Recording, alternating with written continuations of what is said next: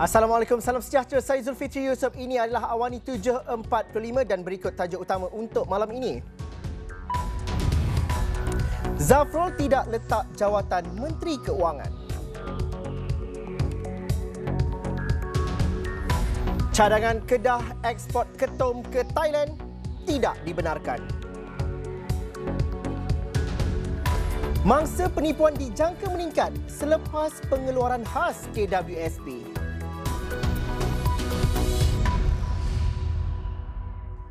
Datuk Mahfuz Omar, PH Pokok Sena di Dewan Rakyat pada Khamis bertanya, adakah Menteri Keuangan Tengku Datuk Sri Zafrul Tengku Abdul Aziz sudah meletakkan jawatan? Beliau bertanya demikian ketika Timbalan Menteri Keuangan 1, Datuk Muhammad Shah Abdullah, bangun untuk mengemukakan rang Undang-Undang Perbekalan Tambahan 2021. Soalan itu dibangkitkan Mahfuz selepas Tengku Zafrul dilaporkan pernah berkata beliau rela meletak jawatan daripada meluluskan RM10,000 pengeluaran wang kumpulan wang simpanan pekerja KWSP. Rang-rang ini mesti atas nama menteri dan diwakilkan kepada Timbalan Menteri. Saya nak pasti maknanya Menteri Keuangan ni belum meletakkan jawatan.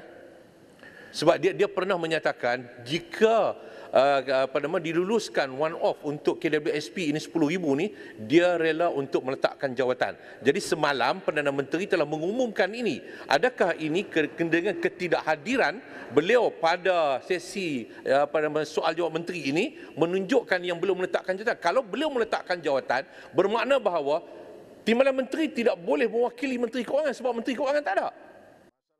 Bagaimanapun, Timbalan yang di-Pertua Dewan Rakyat Ramli Muhammad Noor berkata, mengikut peraturan mesyuarat, Timbalan Menteri Keuangan boleh menjadi wakil dalam pembentangan RUU itu. Pada masa sama, beliau berkata pihaknya masih belum menerima sebarang makluman berhubung peletakan jawatan Tengku Zafrul sebelum meneruskan aturan mesyuarat. Menteri Keuangan Tengku Datuk Sri Zafrul Tengku Abdul Aziz menafikan laporan media bahawa beliau sudah meletakkan jawatan selepas dilihat tidak hadir ke Dewan Rakyat hari ini.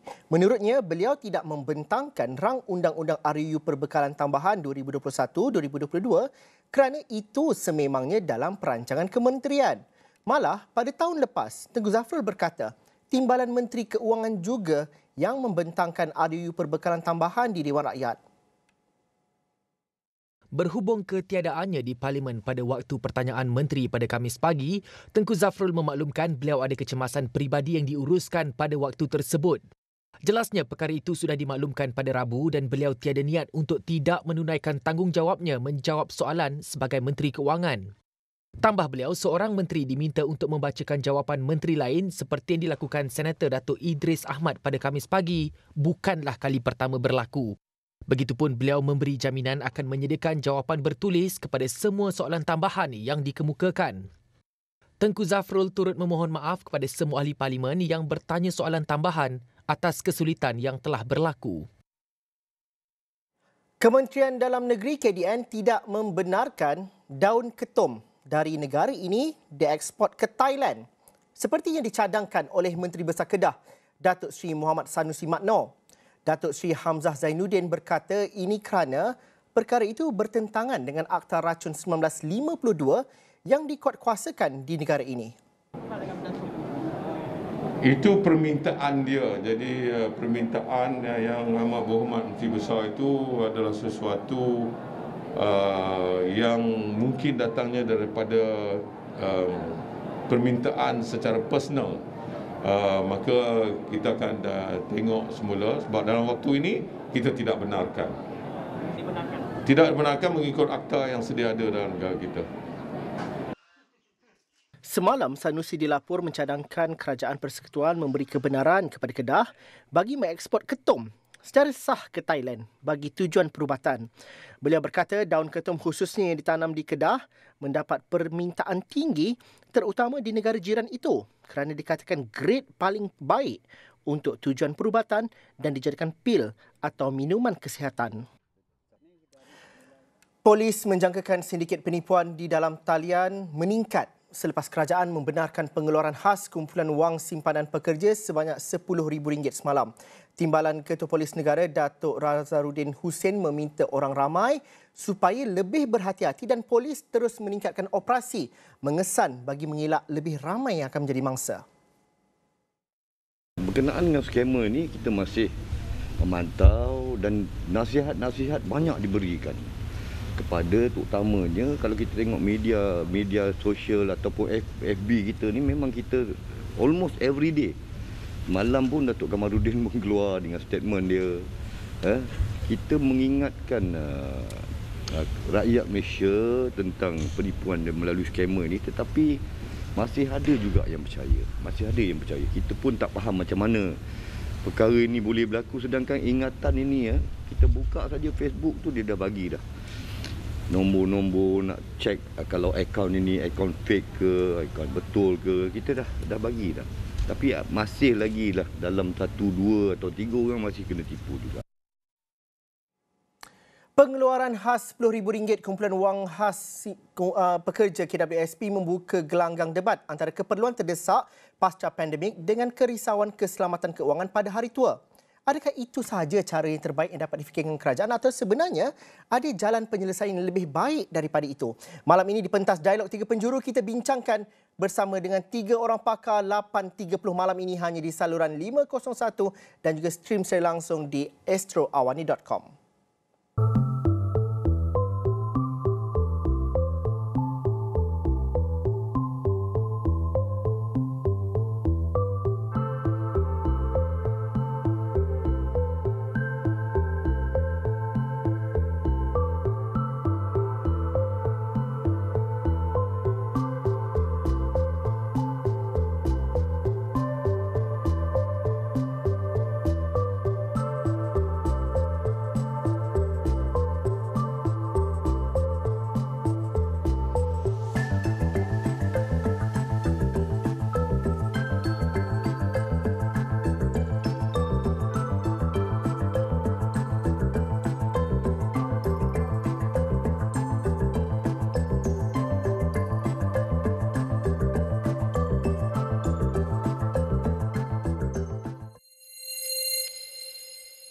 Seorang wanita didakwa di Mahkamah Session Teluk Intan Perak pada Khamis atas tuduhan membunuh anak kandungnya yang berusia 2 tahun Rabu minggu lalu. Tertuduh Tang Pui Ling, 33 tahun, mengangguk faham. Namun, tiada pengakuan direkodkan selepas pertuduhan terhadapnya dibacakan jurubahasa mahkamah di hadapan Hakim K. Rajeswari. Mengikut kertas pertuduhan, dia didakwa membunuh anaknya Heng Jing Yi pada jam 2 pagi 9 Mac lalu di sebuah rumah di Taman Seri Iskandar, Hutan Melintang. Tertuduh didakwa di bawah Seksyen 302 Kanun Keseksaan yang membawa hukuman mati jika sabit kesalahan. Dakwaan dikendalikan Timbalan Pendakwa Raya Nur Azimah C. Ismail, manakala tertuduh diwakili Peguam Chua Shui Chien. Mahkamah menetapkan 9 Mei hadapan sebagai tarikh sebutan semula kes. Terdahulu, media melaporkan kanak-kanak terbabit dihantar ke sebuah hospital swasta oleh ibunya berusia 33 tahun dalam keadaan tidak sedarkan diri dengan alasan kononnya mengalami sesak nafas. Ketua Polis Daerah Hilir Perak Assistant Commissioner Ahmad Adnan Basri berkata, doktor yang menerima mangsa ketika itu mengesahkan bahawa kanak-kanak itu telah meninggal dunia. Menurutnya, pemeriksaan awal ke atas tubuh mangsa mendapati terdapat kesan luka di beberapa bahagian badan kanak-kanak tersebut. Tertuduh dikatakan baru sahaja mengambil semula anaknya itu untuk dijaga pada Jun tahun lalu selepas diletakkan di bawah jagaan pengasuh sejak Jun 2020. Seorang penarik kereta terlepas daripada tali gantung apabila Mahkamah Tinggi Kota Baru melepas dan membebaskannya daripada pertuduhan membunuh seorang kontraktor 11 tahun lalu. Hakim Datuk Wan Ahmad Farid Wan Salih membuat keputusan tersebut ke atas Syairul Afikin Muhammad Firuz, 46 tahun, selepas mendapati pihak pembelaan berjaya menimbulkan keraguan munasabah terhadap kes berkenaan di akhir pembelaan.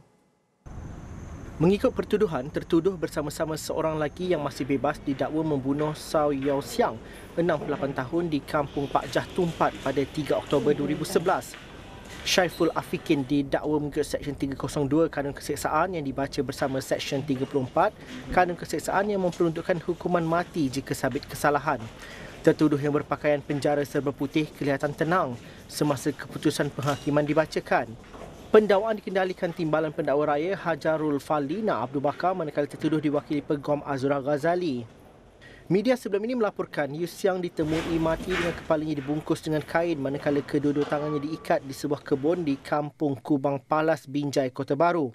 Mayat lelaki itu dijumpai sepasang suami isteri ketika mereka sedang mengutip sayur-sayuran di kebun itu. Pada Mei tahun lalu, Mahkamah Sama telah melepaskan dan membebaskan tertuduh daripada pertuduhan memiliki kerambit tanpa kebenaran.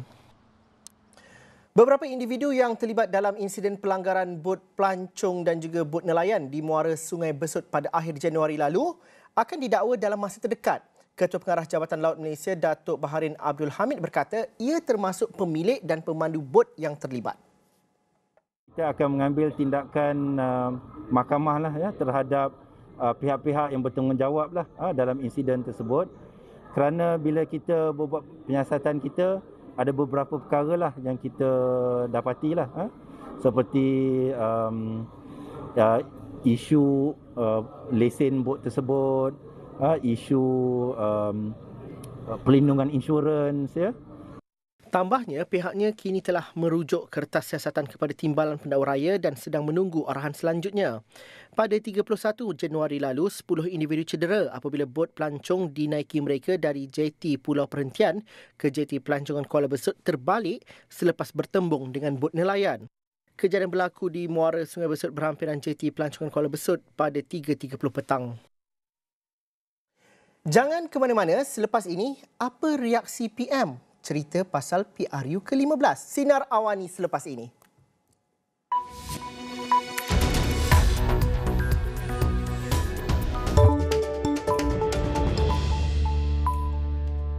Assalamualaikum, salam sejahtera. Ini adalah Sinar Awani. Berikut adalah tajuk utama kami untuk malam ini.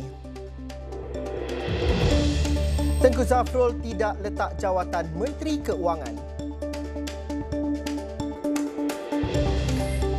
UMNO kena segerakan benci rasuah. Guan Eng cadang, Rafizi cabar Anwar.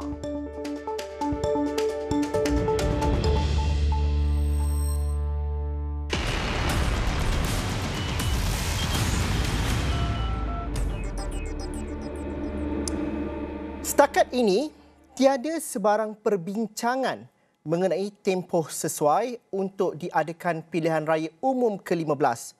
Pada masa sama, Perdana Menteri Datuk Seri Ismail Sabri Yaakob menegaskan tidak menerima sebarang cadangan secara rasmi atau peribadi berkenaan dengan tarikh PRU 15. Bercakap kepada pemberita selepas menghadiri Majlis Ramah Mesra Kelab Naib Ketua Bahagian UMNO Malaysia di Pusat Dagangan Putra pada Khamis, katanya usul sayap akan dibincangkan dalam mesyuarat khas Majlis Tertinggi pada malam ini. Bagaimanapun, katanya, keputusan mengenai tarikh pilihan raya perlu mendapat perkenan yang di-Pertuan Agong terlebih dahulu.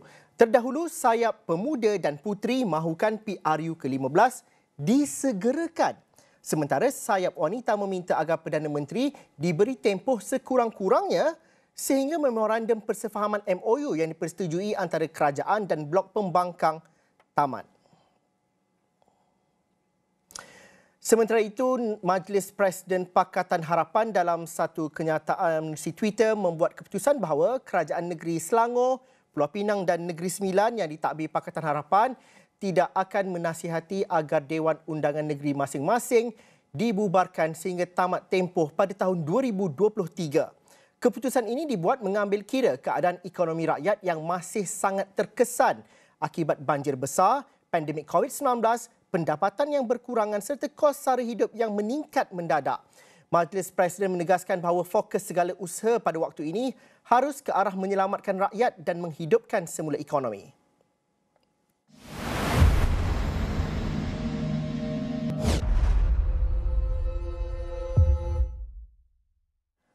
UMNO perlu segera memulakan penjernihan budaya politik dengan menanam rasa benci dan jelik kepada sebarang bentuk korupsi, rasuah dan hipokrasi.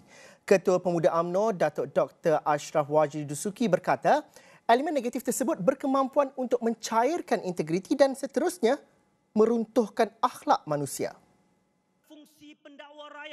Tegas beliau, kerajaan yang dibentuk tanpa integriti dan berkiblatkan kerakusan kuasa hanya akan mewujudkan huru-hara dan kesengsaraan kepada rakyat. Kita mesti sedar bahawa lanskap politik sudah berubah. Tiada lagi modal nostalgia tentang jasa-jasa kita membangunkan negara boleh mempengaruhi undi generasi muda. Kita mesti faham bahawa jangkaan dan harapan rakyat semakin menggunung tinggi. Mereka mengharapkan kita kembali, betul? Generasi baru undi 18 khususnya mahukan integriti sebagai salah satu pertimbangan utama mereka dalam memilih pemimpin. Mereka mahukan wajah-wajah baru yang tiada liability untuk digantungkan sepenuh impian dan harapan. Beliau berkata demikian ketika menyampaikan ucapan dasar Perhimpunan Agung Pergerakan Pemuda UMNO Malaysia pada Khamis. Dalam pada itu, Ashraf Wajdi menegaskan pemuda UMNO tidak akan sesekali membenarkan parti itu terus dipersenda, dicemuh dan dihina. Kita adalah UMNO. Kita punya maruah dan harga diri. Kita tidak hidup dengan belas ihsan pihak lain. Kita tidak bangun dengan memaut tongkat orang lain. Tapi kita bangkit dengan kekuatan kita sendiri.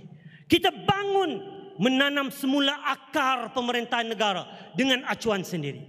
Kita berdiri atas prinsip perjuangan membela agama, bangsa dan tanah air yang kita cintai. Inilah UMNO. Inilah UMNO. Inilah UMNO. UMNO perlu mencadangkan masa yang sesuai kepada Perdana Menteri untuk membubarkan Parlimen sekaligus pilihan raya umum ke-15 boleh diadakan.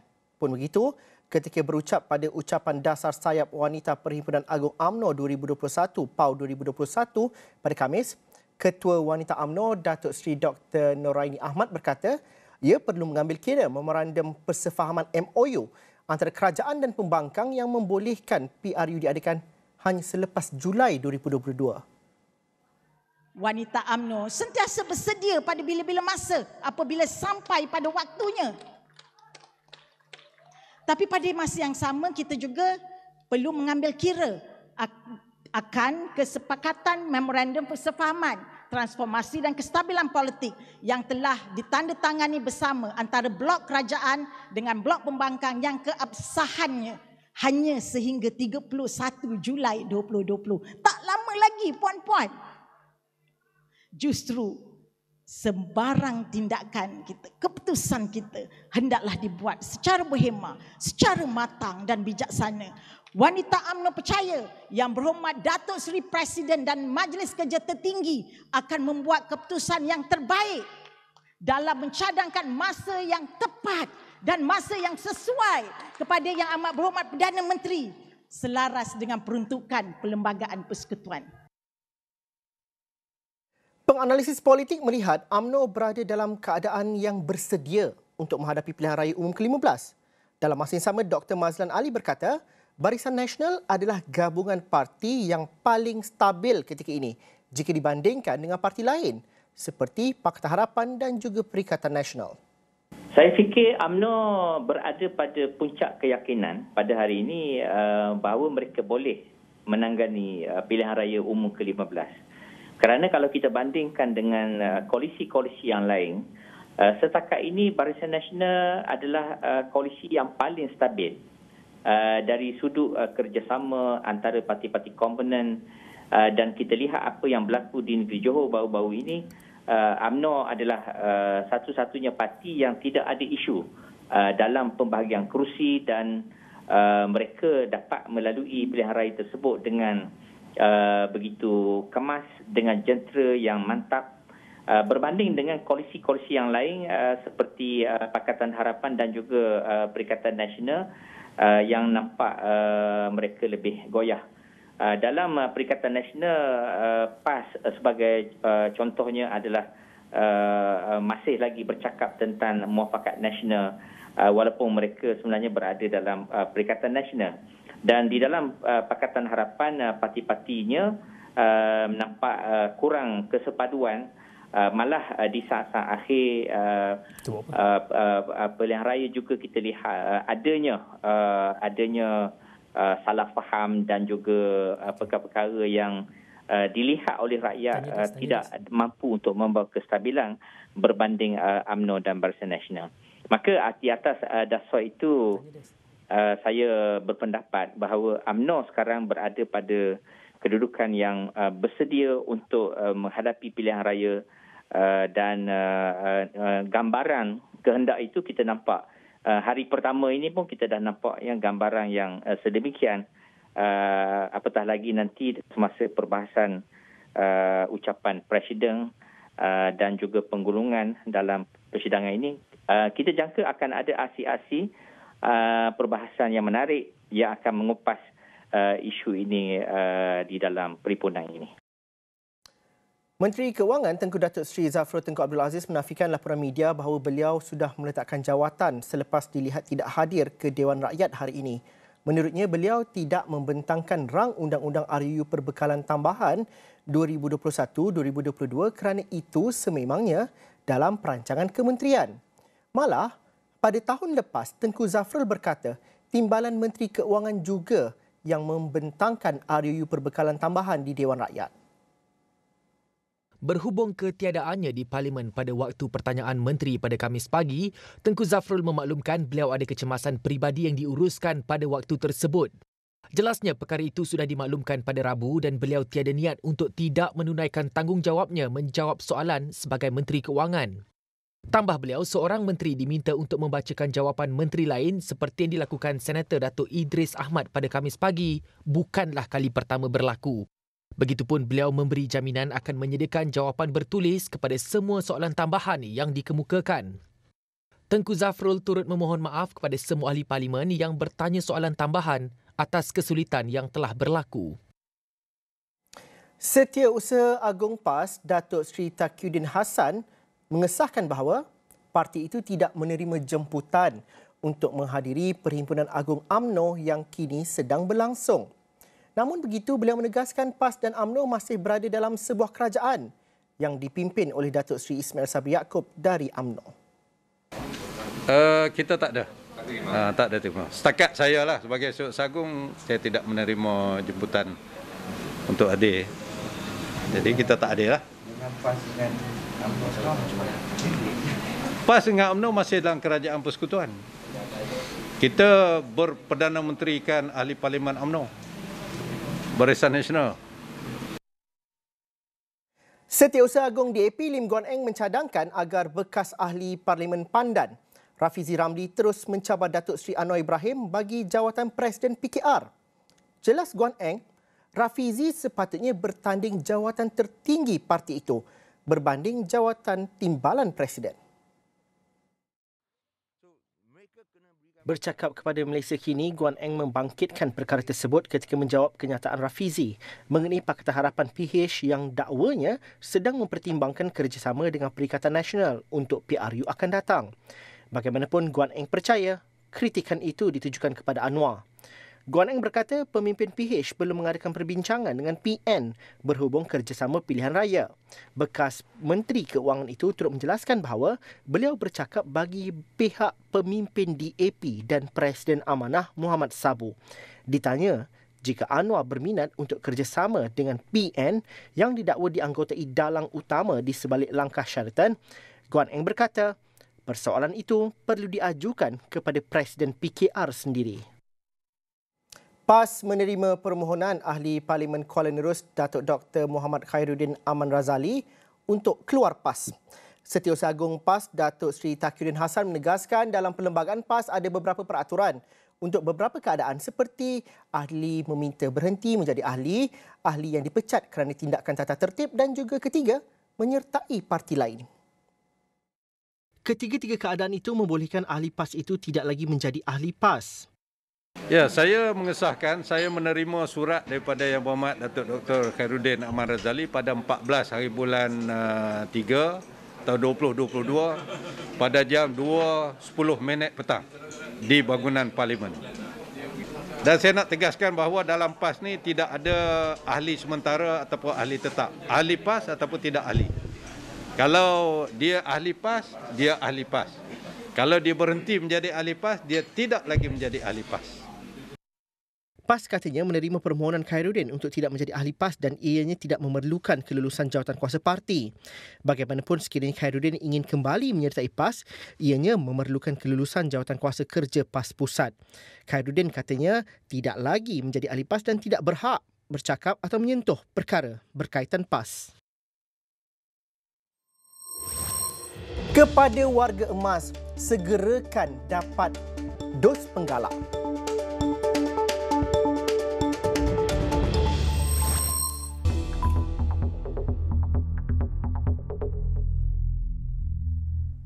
Menteri Kesihatan Khairy Jamaluddin menggesa warga emas untuk segera mendapatkan vaksin dos penggalak COVID-19 menjelang Ramadan nanti. Ia selepas 105 kes kematian akibat COVID-19 dilaporkan semalam. Menerusi perkongsian di Twitternya, Khairy memaklumkan ketika ini kapasiti hospital dan juga unit rawatan rapi ICU masih terkawal. Namun, beliau juga mahukan kadar kematian turut terkawal. 105 kematian disebabkan COVID-19 telah direkodkan semalam yang telah berlaku sepanjang seminggu yang lepas, dengan majoriti adalah warga emas 60 tahun ke atas yang tidak divaksin langsung atau telah divaksin lengkap tetapi tidak menerima dos penggalak. Ini bukan data rekaan atau konspirasi. Ini adalah realiti apa yang berlaku sekarang bukan sahaja di Malaysia tetapi juga di seluruh dunia. Walaupun kapasiti hospital dan unit rawatan rapi masih terkawal, tetapi kita juga perlu menurunkan kadar kematian. Kita nak lindungi ibu bapa, datuk nenek kita. Mereka masih berisiko tinggi untuk mengalami gejala serius COVID jika tidak menerima dos penggalak. Keberkesanan vaksin kita semua tahu berkurang selepas beberapa bulan dan dos penggalaklah yang mampu meningkatkan semula atau top up imuniti mereka untuk mengelakkan mereka dari gejala serius COVID seperti masuk ke ICU atau kematian. Ramadan dah dekat. Kita mahu mereka selamat bila mereka pergi ke bazar Ramadan, pergi solat tarawih dan juga nanti apabila berkumpul untuk kita menyambut hari raya. Kita juga sebagai anak atau ahli keluarga perlu mainkan peranan. Bawa ibu bapa, datuk nenek untuk ambil booster. If you love them, convince them to get their booster. Dan untuk yang belum divaksin langsung, tolonglah dapatkan vaksin. Tunjuk mereka data-data dan maklumat yang sahih. Kita ikhtiar dan tawakal kepada Allah. Bismillahirrahmanirrahim. La hawla wa la quwata illa billah. Mulai 1 April ini, tiada lagi penjarakan fizikal untuk solat berjemaah di masjid dan surau di wilayah persekutuan dan jemaah boleh merapatkan saf. Menurut Jabatan Agama Islam Wilayah Persekutuan Jawi dalam satu kenyataan, jemaah pada masa sama terus digalakkan untuk membawa dan menggunakan sejadah sendiri. Selain itu, kehadiran ke masjid dan surau dibenarkan tanpa had umur kepada individu yang telah menerima vaksin COVID-19. Masjid dan surau juga dibenar melaksanakan solat sunat tarawih 20 rakaat sepanjang bulan Ramadan, manakala aktiviti Qiyamul Lail dibenarkan di masjid dan surau. Namun, aktiviti penyediaan makanan digalakkan untuk disediakan secara berbungkus. Jawi turut membenarkan aktiviti tadarus Al-Quran di masjid dan surau serta ia boleh dilaksanakan pada mana-mana waktu yang bersesuaian dalam bentuk kumpulan kecil. Menurut pengarah Jawi, Datuk Muhammad Ajib Ismail, semua kebenaran tersebut adalah tertakluk kepada prosedur operasi standard SOP yang ditetapkan selaras dengan nasihat Kementerian Kesihatan Malaysia dan Majlis Keselamatan Negara.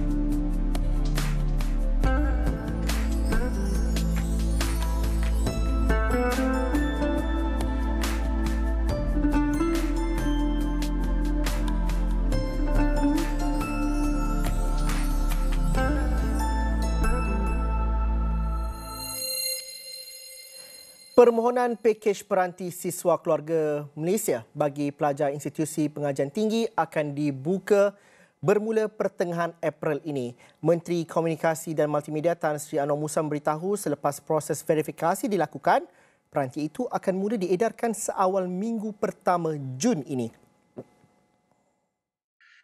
Apa yang pentingnya ialah kita ingin menyegerakan proses membuka kepada permohonan bagi mereka-mereka yang layak melalui satu kaedah ataupun satu sistem yang terselaras. Untuk itu, Kementerian Komunikasi dan Multimedia akan membentuk satu unit yang akan mengendalikan satu pengkalan data dengan kerjasama KPT untuk mendapatkan sejumlah mereka-mereka yang layak yang telah pun berada di universiti dan juga untuk membolehkan satu kaedah dan membuka ruang kepada mereka yang bakal masuk ke universiti setelah mereka mendapat tawaran kerana mereka juga layak untuk mendapat kemudahan ini. Jadi kita akan mensasarkan mulai pertengahan bulan April, dalam tempoh sebulan daripada sekarang, saya harap dapat disiapkan satu kaedah permohonan secara online bagi memudahkan urusan logistik, iaitu apabila permohonan-permohonan dalam bulan April sehingga bulan Mei dapat ditapis, maka fasa pertama roll out akan dilaksanakan seawal minggu pertama bulan Jun. Seketika nanti, Presiden Ukraine terus merayu bantuan Amerika Syarikat.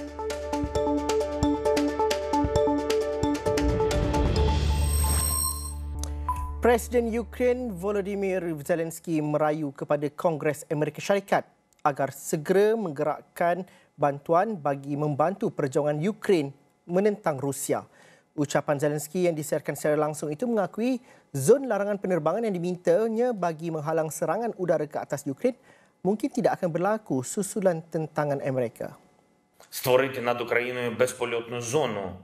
Хіба це забагато? Це врятувати людей. Гуманітарну безпольотну зону, умови, за яких Росія вже не зможе щодня і щоночі тероризувати наші мирні міста. Zelensky turut merayu bantuan ketenteraan lain bagi menghentikan serangan Rusia.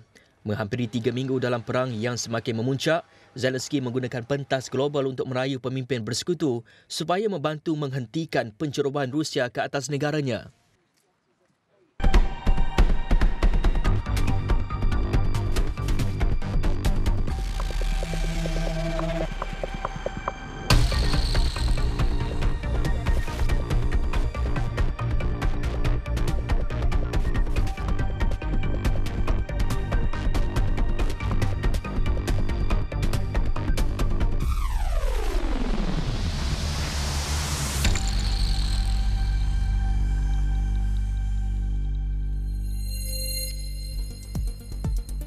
Kerajaan Negeri Selangor menyasarkan sekurang-kurangnya 30 lokasi bazar Ramadan di seluruh negeri itu menyediakan tong kitar semula minyak masak terpakai bagi mengelakkan peniaga membuang minyak masak terpakai ke dalam longkang dan saliran air. Exco Kerajaan Tempatan Pengangkutan Awam dan Pembangunan Kampung Baru Selangor, Eng Zihan berkata, kerajaan negeri amat menggalakkan peniaga bazar Ramadan membuang minyak terpakai ke dalam tong yang disediakan. Kedah mencatat nilai pelaburan dalam sektor perkilangan berjumlah 66.2 bilion ringgit pada 2021. Menteri Besar Kedah Datuk Seri Muhammad Sanusi Makno berkata, nilai pelaburan itu menunjukkan Kedah menyumbang sebanyak 21.6% pelaburan baharu bagi sektor perkilangan di Malaysia. Dapatkan akhbar Sinar Harian esok dengan tumpuan muka depan, mangsa banjir golongan paling lega. Mangsa banjir merupakan golongan paling gembira apabila dapat melangsarkan hutang tertunggak menggunakan pengeluaran KWSP sehingga RM10,000 seperti yang diumumkan Perdana Menteri pada Rabu lalu. Sekian saja segmen Sinar Awani dalam Awani 7.45. Teruskan bersama kami di astroawani.com.